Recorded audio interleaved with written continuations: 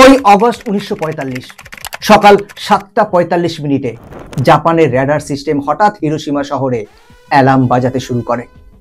কিন্তু সেই সময় শহরের মানুষদের কাছে এই অ্যালার্মটা একটি সাধারণ ব্যাপার বলে মনে হয়েছিল। এরপর সকাল 8টা মানুষজন কাজের জন্য অফিসের দিকে রওনা হয়। ছোট শিশুরা তাদের স্কুলে পৌঁছয়। এরই মধ্যে কিছু মানুষ আকাশে আমেরিকার বোয়িং B-29 বিমানকে উঠতে দেখে। এরপর 8:15 সেই বিমান থেকে কিছু একটা বস্তুকে তারা নিচের দিকে পড়তে দেখে। দূর থেকে তারা অতটা স্পষ্ট কিছু বুঝতে পারছিল না, কিন্তু তারা কখনোই স্বপ্নেও কল্পনা করতে পারেনি যে এটা একটা অ্যাটমিক বোম। কিছু বুঝে ওঠার আগেই পুরো শহরটা একটা আগুনের গোলায় পরিণত হয়ে যায়। কয়েক হাজার মানুষ মুহূর্তের মধ্যে পুড়ে ছাই হয়ে যায়। শহরের বড় বড় বিল্ডিং, গাছপালা, পশু পাখি সবকিছু জ্বলে পুড়ে ছাই হয়ে যায়। এক ঝলকে প্রায় 80,000 মানুষ মারা যায়। এটা ছিল ইতিহাসের সবথেকে ভয়ঙ্কর দৃশ্য। বন্ধুরা, এই মর্মান্তিক ঘটনা শোনার পর আপনার মনে এখন একটা প্রশ্ন আসতেই পারে যে কেন এই বোমাটাকে ফেলা হয়েছিল, কি এমন কারণ ছিল। চলুন আজকের এই ভিডিওতে জানা যাক কেন আমেরিকা দুটি শহরকে এক মুহূর্তে মাটির সাথে মিশিয়ে দিয়েছিল, এর পেছনের কারণগুলো কি ছিল। সমস্তটা জানতে পারবেন আজকের এই ভিডিও থেকে। নমস্কার, আমি গৌতম আছি আপনাদের সাথে, আর আপনি দেখছেন পঞ্চনামা উইথ ফ্যাক্ট। বন্ধুরা, ভিডিওটা শুরু করার আগে আপনাদের কাছে একটি ছোট্ট অনুরোধ। এই ধরনের ভিডিওগুলো বানানোর জন্য আমার এবং আমার টিমকে যথেষ্ট পরিশ্রম করতে হয়, তাই ভিডিওটাতে একটি লাইক করে চ্যানেলটিকে সাবস্ক্রাইব করে রাখুন এবং পাশে থাকুন। তাহলে চলুন শুরু করা যাক।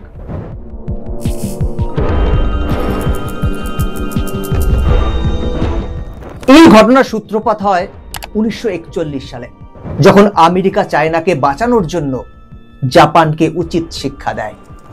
এটা হলো সেই চায়না আজ যারা তার বিরোধিতা করে। দ্বিতীয় বিশ্বযুদ্ধ শুরু হয় 1939 সালে। এই যুদ্ধের শুরুর দিকে একদিকে ছিল জার্মান, ইটালি আর জাপান, অন্যদিকে ছিল ফ্রান্স, ব্রিটেন আর সোভিয়েত ইউনিয়ন। আর এই যুদ্ধে তখনও আমেরিকার কোনো রোল ছিল না। আমেরিকা সম্পূর্ণ নিরপেক্ষ ছিল। কিন্তু একটি দেশ ছিল যে বারবার আমেরিকাকে খোঁচা মারতে থাকে। এই দেশটা হলো জাপান। অষ্টাদশ শতাব্দী থেকেই জাপানের মধ্যে সাম্রাজ্যবাদী নীতি দেখা দিয়েছিল। ব্রিটেন, ফ্রান্সের মতো তাদের স্বপ্ন ছিল অন্য দেশকে নিজেদের নিয়ন্ত্রণে রাখার। জাপানিরা এশিয়ানদের নিয়ে একটি গ্রেট এশিয়া গড়ার কথা বলতো, কিন্তু বাস্তবে ব্রিটেনের মতোই অন্য দেশের ক্ষমতাকে দখল করে তাদের রিসোর্সকে ছিনিয়ে নিত। কয়লা আর আকরিকের জন্য 1931 সালে তারা একটি বড় স্টেপ নেয়। তারা চীনের মাঞ্চুরিয়াকে দখল করে নেয়। 1940 সালের মধ্যে Indonesia, Myanmar, Cambodia, Laos, Vietnam, North Korea, South Korea আর এই সমস্ত দেশ থেকে রিসোর্সকে সংগ্রহ করে তাদের দেশে নিয়ে আসতো। কিন্তু তারপরেও তাদের কাছে সবকিছু ছিল না। সব থেকে ভাইটাল রিসোর্স তেলের জন্য তাদের আমেরিকার উপর নির্ভর করতে হতো। সেই সময় তেল ছিল খুবই মূল্যবান সম্পদ, আর 80% তেল আমেরিকা জাপানকে সাপ্লাই দিত। জাপানের ক্ষমতার পেছনে সব থেকে বড় রোল ছিল জাপানিজ ইকোনমি, আর জাপানের ইকোনমি ইন্ডাস্ট্রিজ বেস ছিল। কিন্তু জাপানের ন্যাচারাল রিসোর্স ছিল খুবই কম। এই কারণে জাপানকে আমেরিকা এবং ইউরোপের উপর নির্ভর থাকতে হতো। এই সময় আমেরিকা জাপানের সম্প্রসারণকে চুপচাপ বসে দেখতো, কিন্তু তারা পছন্দ করতো না। তবে তারা কোনো প্রতিবাদও করতো না, কোনো অ্যাকশন নিত না, শুধু নিন্দা করত। কিন্তু এরপর হঠাৎ জাপান জার্মানির সঙ্গে হাত মেলায়, আর জার্মান ছিল আমেরিকার, ব্রিটেনের চরম শত্রু। শুধু তাই নয়, তাদের সাম্রাজ্যকে আরো বৃদ্ধি করার জন্য সাউথের ভিয়েতনাম, লাওস, কম্বোডিয়ার দিকে তাদের নজর বাড়ায়। কিন্তু এই জায়গাগুলো সেই সময় ফ্রান্সের দখলে ছিল। এরপর 1940 সালে জাপান ফ্রান্সকে হারিয়ে ওই জায়গাগুলোকে দখল করে নেয়। আর ফ্রান্স ছিল আমেরিকার মিত্র দেশ। আর এখান থেকেই শুরু হয় আমেরিকার সাথে জাপানের শত্রুতা। আমেরিকা মনে করে এভাবে যদি জাপান তাদের সাম্রাজ্যকে এক্সপ্যান্ড করতে থাকে, তাহলে একটা সময় তারাও বিপদে পড়তে পারে। জাপানের এই সাম্রাজ্যবাদী নীতিকে দমন করার জন্য জুলাই 1941 সালে আমেরিকা জাপানকে তেল দেওয়া বন্ধ করে দেয়। আর তেল না থাকার কারণে তাদের ইন্ডাস্ট্রিজ একটার পর একটা বন্ধ হতে থাকে। আমেরিকা তাদের কাছে একটা শর্ত রাখে, প্রথমে চীন থেকে তাদের নিয়ন্ত্রণ তুলতে হবে, আর দ্বিতীয়ত তাদের হিটলারের সাথে সম্পর্ক বিচ্ছিন্ন করতে হবে, তবেই তারা তেল পাবে। কিন্তু জাপানের কাছে এটা ছিল খুবই কঠিন চ্যালেঞ্জ, কারণ জাপান স্বপ্ন দেখে আসছে হিটলারের মতো এশিয়ার সমস্ত দেশকে তাদের নিয়ন্ত্রণে রাখবে। এই কারণে তারা আমেরিকার শর্তকে বাতিল করে দেয়, গোপনে একটা প্ল্যান তৈরি করে। তারা দেখে মালয়েশিয়া এবং ইন্দোনেশিয়াতে তেল আর বাকি রিসোর্সের ভান্ডার রয়েছে, যদি এই দেশগুলোকে দখল করতে পারে তাহলে রিসোর্সের ঘাটতি হবে না। কিন্তু এখানে একটি সমস্যা তৈরি হয়, সেই সময় ইন্দোনেশিয়া নেদারল্যান্ডের কলোনি ছিল আর মালয়েশিয়া ব্রিটেনের কলোনি ছিল। ব্রিটেন আর নেদারল্যান্ড এই দুটি দেশ আমেরিকার বন্ধু ছিল। যদি এদের উপর হামলা করা হয় এর অর্থ আমেরিকা তাদের উপর আক্রমণ করতে পারে।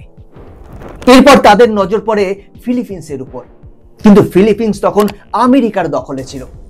মোট কথা আমেরিকাই তাদের মূল পথের কাঁটা। এরপর তারা একটা প্ল্যান তৈরি করে, সর্বপ্রথমে তারা আমেরিকার উপর হামলা করে তাদের হারিয়ে দেবে, আর তারপর এই সমস্ত দেশকে আস্তে আস্তে দখল করবে। জাপান জানতো আমেরিকা তাদের থেকে অনেক শক্তিশালী দেশ, এই কারণে তারা একটি আজব পরিকল্পনা করে। যদি চুপি চুপি আমেরিকার ফাইটার জেট, বিমান, military base, tanker, aircraft carrier এই সমস্ত কিছুকে উড়িয়ে দেওয়া যায় তাহলে আমেরিকার মেরুদণ্ড ভেঙে যাবে। আর এই শিশু সুলভ চিন্তা নিয়েই 7ই সেপ্টেম্বর 1941 জাপান আমেরিকার পার্ল হারবার বেস অ্যাটাক করে দেয়। পার্ল হারবার বেস হাওয়াই দ্বীপে ছিল, যেখান থেকে জাপানের দূরত্ব প্রায় 3000 মাইল, আর এখান থেকেই তারা এশিয়ার দেশগুলোর উপর নজর রাখত।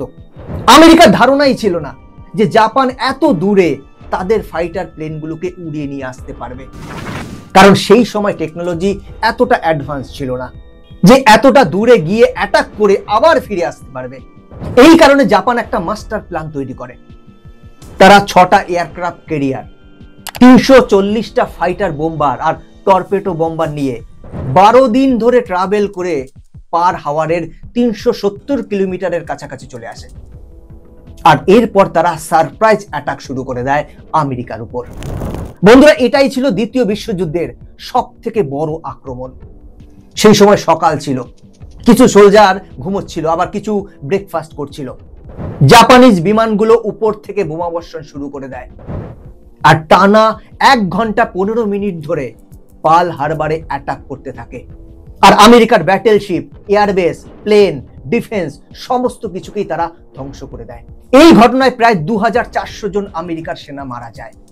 গ্রাউন্ডে ভলকানোর মতো আগুন, আর আকাশ কালো ধোঁয়ায় ভরে যায়। হামলার পর জাপানিজ এয়ারক্রাফটগুলো ফিরে আসে ঠিকই, কিন্তু এই হামলার পর আমেরিকা অফিসিয়ালি দ্বিতীয় বিশ্বযুদ্ধে এন্ট্রি করে, যারা শুরু থেকে এই যুদ্ধের অংশ ছিল না। আমেরিকা জাপানকে শিক্ষা দেওয়ার জন্য ঠিক 4 মাস পরে জাপানের টোকিওর উপর অ্যাটাক করে দেয়।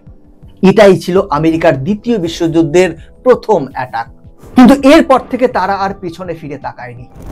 টানা 4 বছর ধরে আমেরিকা আর জাপানের মধ্যে কন্টিনিউ যুদ্ধ চলতে থাকে, আর তারা একটার পর একটার জাপানের দ্বীপগুলোকে দখল করতে থাকে।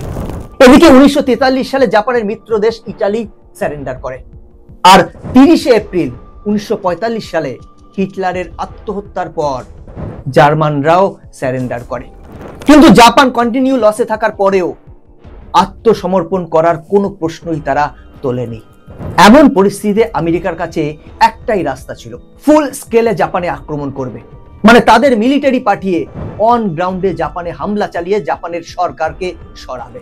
22 জুন 1945 আমেরিকা জাপানের কাছাকাছি দ্বীপ ওয়াকিনাকা দখল করার পরিকল্পনা করে, আর ওখান থেকেই তাদের বেস বানিয়ে ডাইরেক্টলি জাপানে এন্ট্রি করবে। কিন্তু এই ওয়াকিনাকার যুদ্ধ আমেরিকানদের হতবাক করে দেয়। জাপানিজ আর্মিরা হার স্বীকার করা তো দূরের কথা, তারা শেষ নিঃশ্বাস পর্যন্ত পাগলের মতো লড়তে থাকে, আর কন্টিনিউ কামিকাজা প্লেন অ্যাটাক দেখা যায়। আসলে জাপানিদের সেই সময়ের রাজা হিরোহিতো তাদের ব্রেন ওয়াশ করেছিল। তাদের বলা হয়েছিল যে আমেরিকানরা খুব ভয়ঙ্কর, এরা জিতে গেলে জাপানিদের খুঁজে খুঁজে বের করে হত্যা করবে। এই কারণে জাপানি বাচ্চারাও বোমা নিয়ে আমেরিকার ট্যাঙ্কের সামনে শুয়ে পড়ত। আর কামিকাজা প্লেনের পাইলটরা গাইডেড মিসাইলের মতো আমেরিকান ব্যাটেলশিপে বোমা নিয়ে সুইসাইড করত। যদিও এই যুদ্ধে ফাইনালি আমেরিকার জয় হয়, কিন্তু এই যুদ্ধে 12,000-এর বেশি মার্কিন সেনা মারা যায়, 50,000-এর বেশি আহত হয়। অন্যদিকে 1 লক্ষের বেশি জাপানি সেনা মারা যায়। আর তার থেকেও ভয়ঙ্কর, এই ছোট্ট দ্বীপের 25% সাধারণ মানুষ তারা মারা যায়। বন্ধুরা, এই পরিসংখ্যান থেকে আমেরিকান আর্মি ভয় পেয়ে যায়, কারণ তারা এখনো জাপানের মূল ভূখণ্ডে প্রবেশ করেনি।